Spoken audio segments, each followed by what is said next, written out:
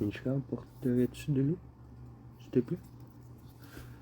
Dans la grosse gourde, genre, les 4 litres qui est dans la chambre, ici.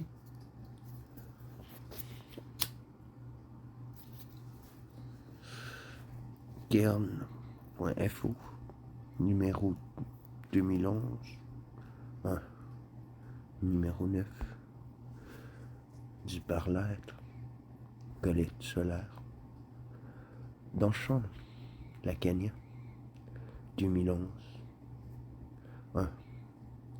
numéro 9, page 35 à 40. Ma question porte sur l'étendue des effets de la langue. On en parle parfois comme si tout élément de la langue que l'on isole dans une analyse relevait de l'inconscient réel.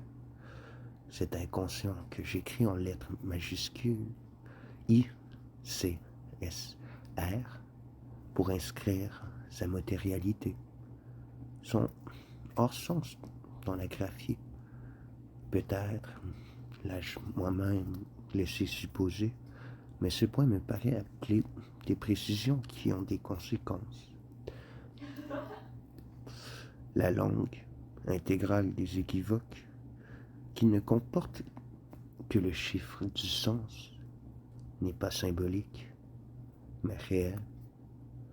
Elle se transmet par le discours, mais n'est pas elle-même discours. En ce sens, tout élément verbal de l'inconscient qui se manifeste de lapsus à symptômes témoigne de son intégrité réelle, hors symbolique. Néanmoins, la matérialité n'est pas le propre de l'inconscient réel, ICSR. C'est même Freud qui le premier l'a mise au jour, cette matérialité, par sa technique de déchiffrage et à propos de l'inconscient vérité. D'où l'utilité de s'en tenir à la définition précise de l'inconscient réel. On est dans l'inconscient réel seulement quand cette matérialité n'a pas plus de portée de sens. L'accent mis sur le symptôme, formation majeure de l'inconscient réel, qui fait exister l'inconscient dans le réel de la jouissance.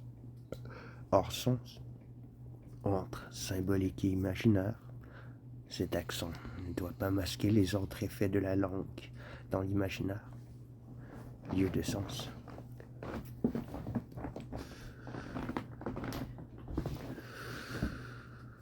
Ceux-ci sont même les plus évidents, tandis qu'au contraire, les effets de la langue dans le réel qui font le vrai mystère du corps parlant sont à démontrer en fait, et ne le sont que dans la psychanalyse.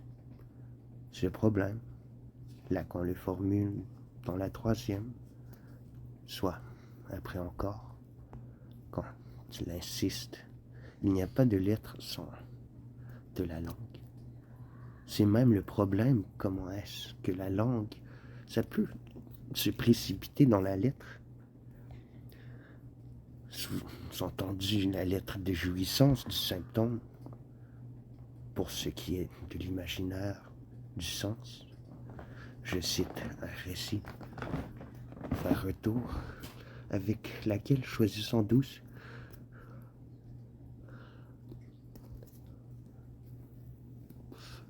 je cite un récit, leçon du 11 mars 1975. Le sens, dit Lacan, je le définis par l'effet de la langue sur l'idée, soit sur l'imaginaire. Il dit, idée par référence implicite à Platon, mais vous pouvez aussi bien parler de toutes ces représentations imbéciles, comme il dit que la langue introduit dans le corps. Or, le corps, c'est prioritairement l'imaginaire. Combien de fois Lacan n'a-t-il pas répété? S'interroger sur l'étendue des effets de la langue, c'est donc aussi bien s'interroger sur les types de jouissance.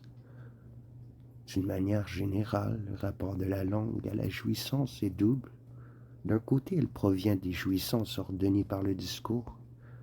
La jouissance y fait dépôt, dit Lacan. On peut là se souvenir de ce qu'il notait dès le départ, un ennui, une laziness, la jouissance fait mot, pas seulement modus. Le discours a donc l'antécédence logique sur la langue, à la fois synchroniquement et diachroniquement, pas de la langue sans dire. D'un autre côté, en retour, je cite encore Lacan parlant du corps jouissant, c'est la langue qui, cette jouissance, la civilise, si j'ose dire. J'entends par là qu'elle apporte à son effet développé, celui par lequel le corps jouit d'objets dont le premier, celui que j'écris du A, est l'objet même, comme je le disais, dont il n'y a pas d'idée comme telle, j'entends, sauf à le briser, cet objet, auquel cas ces morceaux sont identifiables corporellement et, comme éclat du corps, identifiés, là. Il est clair qu'il n'est pas question de la lettre du symptôme. Est-ce que je suis en accord complètement? Non, je crois que l'objet cause du désir en est le non-rapport à son usage civilisé. C'est bien les types qui se visent.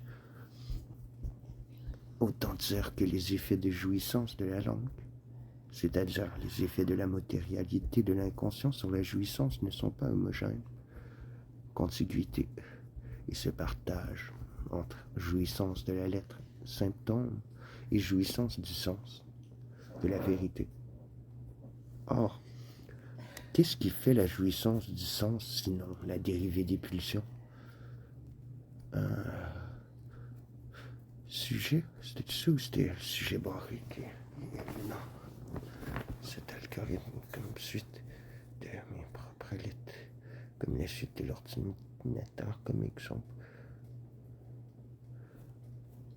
De cette lettre comme surface ou de pause. Est-ce que l'ordi se touche? Il pourrait, elle aussi, nous toucher. Autant dire que les effets de jouissance de la langue, c'est-à-dire les effets de la matérialité de pulsion qui fait moteur sur la langue, c'est-à-dire non, les effets de sens qu'il produit de la langue sur le réel qui la vocalise, et bien par ce fait, ce qui s'inscrit sur papier par précédent. Donc, c'est peut-être en accord avec les idées de Derrida, sûrement. Mais je me souviens pas c'est quoi ça, parce que je suis trop pris sur un nom que je connais. De l'inconscient sur la jouissance ne sont pas homogènes. Ils se partagent entre jouissance de la lettre exagérée, symptôme, et jouissance du sens, oui, de la vérité. Or, qu'est-ce qui fait la jouissance du sens sinon la dérivée des pulsions? La lettre vocalisée dès là-bas, la thèse est d'origine freudienne, incontestablement. Pour lui, le sens du désir et le désir se fondent de la latence des pulsions refoulées, voilà. Mais ce qu'il y a aussi d'un autre bord, c'est même Lacan qui met pas cette même emphase dans ce schéma narratif. En fait, il vocalise pour une autre raison. C'est juste, c'est ce qui nous tue, tu sais. On n'a pas envie de le savoir.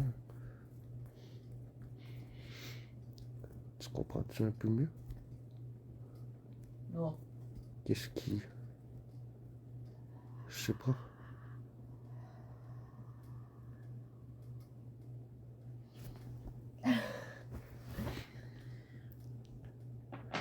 Ce qu'il y a de jouissance dans les pulsions incite parfois à les mettre au compte du réel, comme pas vouloir nécessairement prendre un compte entier, parfois en représenter, mais c'est impossible de rendre service à tout savoir. c'est facile à faire ce qui se bloque de la pratique du 3 qui se rend dans la lettre. Sa production par l'écrit, le corps de sens par l'imaginaire, l'inconscient réel, et ainsi de suite. Mais il en manque un autre, là, mais à vous de le retrouver. Ce qu'il y a de jouissance dans les pulsions incite parfois à les mettre au compte du réel. Non. C'est important. C'est une erreur. Ah! Ce qui est réel, c'est la jouissance même. Comme arrêter en plein milieu d'un texte parce que ça fait trop chier avoir une réaction morbide. Cette étrange propriété du corps vivant. Moi, le premier, unique substance dont la psychanalyse est à connaître. Mais ce réel dont le corps se jouit ne reste pas moins opaque. Mystère, donc. Cependant, les pulsions. Tu peux voir ce petit point? Au moins, il y a de quoi à partager. Il n'y a pas de tout à rien dire. Juste à pas partager.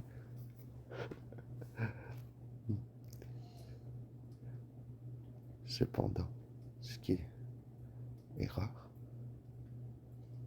Donc, ça ne compte pas. Cependant, les pulsions échouent dans le corps du fait qu'il y a un tiers à l'origine, celui de la demande.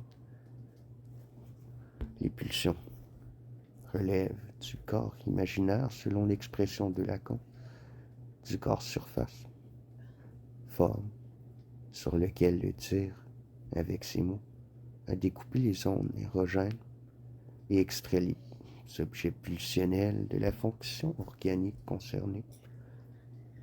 Dans ce corps désert de jouissance que me donne le langage, c'est donc le dire qui décide des oasis de jouissance qui restent par l'être. Ce qu'ils sont de plus réel, c'est le trait de la coupure négativante. C'est pourquoi il est justifié de dire que toute pulsion inclut la mort, mais au niveau de ces formes développées, que sont les typiques jouissances orales, anales, scopiques et invocantes, pas vraiment de mystère, si peu de mystère que leur découverte, qui fit scandale, est aujourd'hui parfaitement admise de partout. J'y parle avec mon corps, car ce sont elles qui disent finalement ce que je, avec une majuscule, veux. Les pulsions viennent du tir. Cependant, c'est du fait de la langue que l'objet a. Cet objet qui manque prend la forme du plus de jouir, qui, lui, ne manque pas, et qui parle pour moi. La jouissance des pulsions dérive même mot à mot dans la métonymie, sans laquelle il n'y aurait point d'érotisme, thèse de radiophonie. D'ailleurs, rappelons-nous que dans le séminaire 11, Lacan fait de la pulsion la réalité sexuelle de l'inconscient, et réalité n'a jamais été confondue par lui avec le réel. Les pulsions sont le secret du sens joui, de la jouissance écrite en 2 mots, à placer entre symbolique et imaginaire. Le réel, cette réalité des pulsions, c'est la forclusion de la pulsion génitale, le pas de rapport sexuel, ce rapport dont mon corps parlant ne parle pas justement.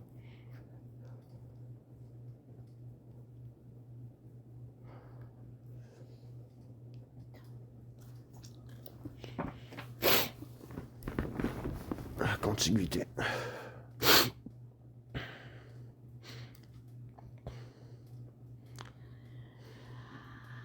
Mais de quoi? Du papier au crayon avec la surface papier. On voit la fonction spécifique de la langue ou bien une voiture comme exemple avec une autre couleur, mais exemple d'un autre temps. La référence du même référentiel à la couleur, mais pas la même voiture et pas le même temps. Exemple de forclusion, qui est implicitement le lacanisme d'hier, je sais pas, d'aujourd'hui. En tout cas, ouais, ok. Où est-ce qu'il faut reprendre la forclusion séminaire 3, qui est super important pour traverser un bon moment là. Mais bon, rien n'oblige.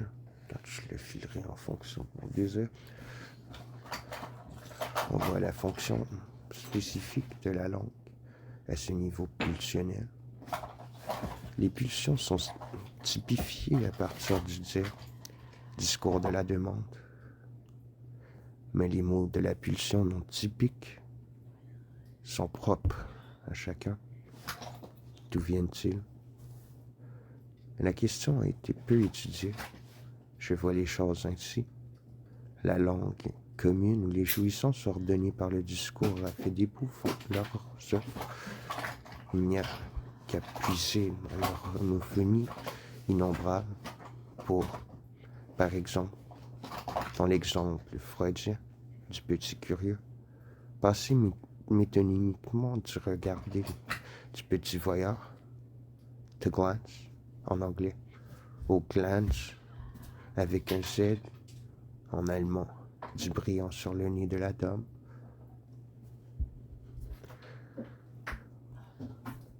De même, dans l'exemple de Bellamy, de radiophonie, à chacun son exemple donc, c'est par métonymie que l'huître à gober, une représentation donc de l'objet oral, donne par déplacement son attrait à la conque de l'oreille que le séducteur s'efforce de charmer. La dérive verbale de la pulsion est le secret de la jouissance du sens et c'est l'objet qui sort par le trou du sens. Je pourrais donc parler de motonymie au lieu de métonymie. Les pulsions sont générées par le dière, mais leurs modalités individuelles sont réglées par la langue. Reste évidemment la question du point d'ancrage de la dérive. Le joint, indubitable dans les pulsions, du plus de jouir et des mots n'impose-t-il pas l'idée que cette dérive sont elles aussi dans les marques d'origine?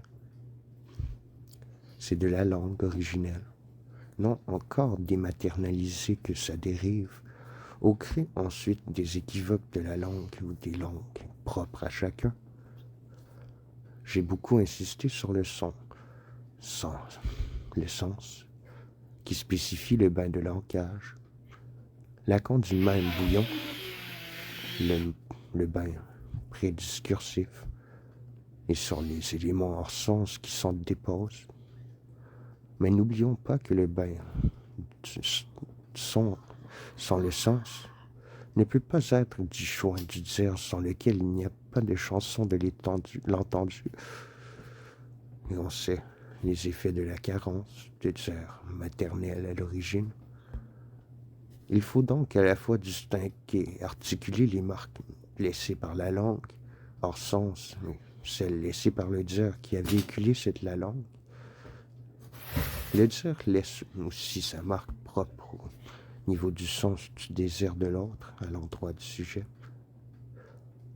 C'est ce que dit, selon moi, la conférence de 1975 sur les symptômes. Un débris, alluvion de la langue hors sens, peut être élevé au statut de incarné, propice à faire la lettre du symptôme, mais celle-ci ne va pas sans être conjointe à la marque du dire, qui est autre chose que la langue. Double marque, donc. Et chacun est le produit de la copulation, pas seulement de deux corps, mais de deux tiers. De là, d'ailleurs, les questions ultérieures de Lacan sur le réel d'un effet de sens et l'hypothèse qu'il formule dans RSI, disant que ce réel vient peut-être moins du signifiant que de la phonation existentielle, du qu'on est dit. Même question pour l'interprétation. C'est par la double marque laissée par le style du dire parental et par la langue qu'il portait que se fait le nouage du sens et du réel de l'inconscient réel à placer, comme je l'ai dit, dans le nœud. Ah. Complication de plus. Se dire, tout se dépose la langue. Se dire secours. T'as-tu choisi les 12 papiers en premier? Did you take out the 12 papers? No, you're reading that. Oh shit. You're actually reading something. Okay, guys, continue. Complication de plus. Se dire d'où se dépose la langue. Se dire secours, que je l'appelle, par condensation de dire et de discours. Il s'infère du style de tous les dits parentaux et reste donc à la merci de la lecture qu'en fait le petit homme, avec le problème des cas où le dire secours parental est si holophrastique qu'aucun dire ne peut s'en inférer. Excellent.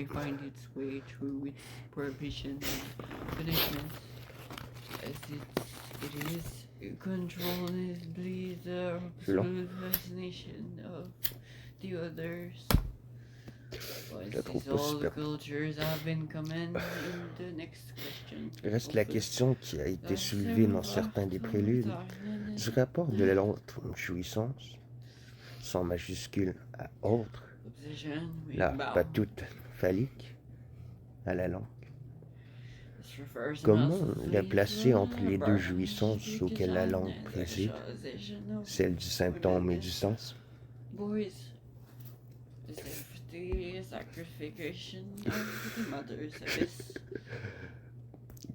Grandma's gonna be happy. Comment répondre à la question? Le recours à l'expérience dédiée est sans espoir, puisque cette jouissance autre et muette, elle ne parle pas. Même si elle fait du bruit, les femmes n'en disent rien. Quant au dire, il est certes sexué. Je l'ai développé lors du rendez-vous de 2006 à Paris, mais il ne répond pas à la question. Je prends donc la voie logique pour m'orienter dans les thèses de Lacan. Comme une jouissance dont l'autre, lieu du signifiant, ne sait rien. Une jouissance qui n'est pas significantisable, pas déchiffrable, et que, de ce fait, aucun objet A ne cause. Comment pourrait-elle relever de la langue civilisatrice, de la jouissance pulsionnelle autant que symptomatique, la langue qui elle-même se jouit, mais trait par trait, équivoque par équivoque, littérature et poésie, faisant preuve. Ça serait ben trop super, mais peut-être pour toi. Et de toutes lettres, certainement. Je conclus que les productions de la poésie ne relèvent pas de l'autre jouissance, qu'aucun trait ne marque. Et de tout ce que Lacan m'a dit, je déduis qu'il faut la dire réelle. La jouissance, ouais, c'est le mystère du corps en parlant. Quoi qu'il soit lié à l'être de la signifiance, puisqu'elle se définit de ne pas y entrer.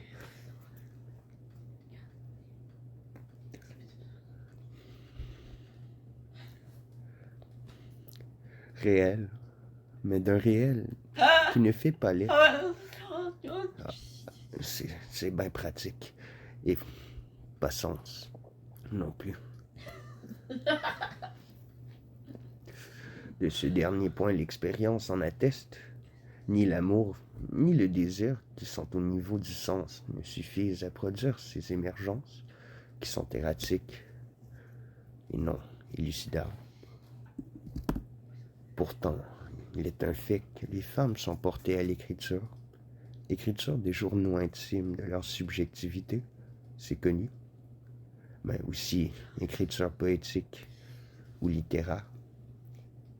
Comment interpréter que des êtres habités par une jouissance qui ne s'écrit pas et qui ne fait pas l'être s'intéressent spécialement à l'écriture, alors que celle-ci parle des jouissances passées à la lettre et portées par la pulsion, mais ne parle pas de l'autre jouissance par définition. Du grand ordre barré, son sujet par l'angoisse, son moment du passage à l'acte et son sujet du grand ordre barré, entre parenthèses, ce qui en est de l'agencement et non du semblant porté sur l'action. Voici ma réponse. Tout ce qui est réel, hors du sens, hors sens, avec la dimension de destitution et d'angoisse que ça comporte. Tout ce qui est réel produit chez le... Ouais, mais c'est sûr que tu viens de cette école-là, chez le parlant. Ce que j'ai appelé un pouce à l'autre, un recours à l'autre, à ces moments, à ces mots. Et la matérialité du moment où est-ce que il passe à l'articulation, à ces mots et à leur sens. Le recours littéraire en est une guise avec l'appel à Dieu ou à l'homme quand il prête à l'interprétation, à confusion avec Dieu. Je conclus. L'écriture et l'usage de la langue qu'elle implique, c'est pas mal, d'accord? n'est pas une manifestation de l'autre, mais c'est un service de l'autre jouissance. On est éventuellement l'effet second quand le mystère est insupportable et que le parlâtre en désarroi tâche de se raccrocher aux branches de la signifiance. Ok? J'aurais dû couper 5 mots plus tôt. Bon, ciao!